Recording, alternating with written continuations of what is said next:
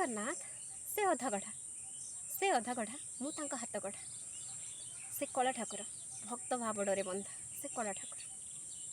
ତାଙ୍କର କଳା ରଙ୍ଗର ଆକର୍ଷଣ କିଛି ଏମିତି ସବୁକିଛିକୁ ନିଜ ପ୍ରତି ଆକର୍ଷିତ କରି ନେଇଯାଆନ୍ତି। ସେଇଥିପାଇଁ ତ ସମସ୍ତେ ତାଙ୍କ ଡୋରି ଲାଗିଲେ ହିଁ ପୁରୀକୁ ଯାଇପାରନ୍ତି।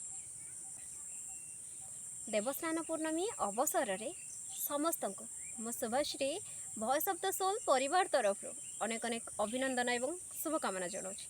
ସମସ୍ତଙ୍କର ଜୀବନରେ ସୁଖ ଶାନ୍ତି ସମୃଦ୍ଧି ଆସୁ ଈଶ୍ୱରଙ୍କ ପାଖରେ ପ୍ରାର୍ଥନା କରୁଛି। ଶୁଭକାମନା। ଜୟ ଜଗନ୍ନାଥ।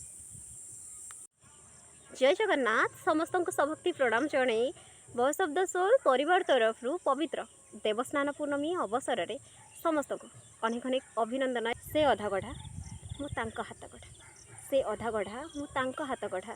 ସେ କଳା ଠାକୁର, ତାଙ୍କ କଳା ରଙ୍ଗର ଆକର୍ଷଣ କିଛି ଏମିତି ସବୁ ଦୁନିଆର ଆକର୍ଷଣଠୁ ଦୂରେଇ ନେଇ ସେ ତାଙ୍କର ନିକଟବର୍ତ୍ତୀ କରିଯାଆନ୍ତି।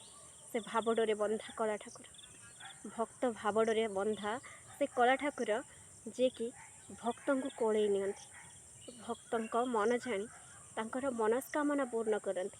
ବେଳେବେଳେ ସେ ଭକ୍ତଙ୍କର ମନସ୍କାମନାକୁ ଅପୂର୍ଣ୍ଣ ରଖିଯାଆନ୍ତି, କାହିଁକିନା ସେ ଜାଣିଥାନ୍ତି କେଉଁଟା ତାଙ୍କ ପାଇଁ ଭଲ, କେଉଁଟା ଖରାପ।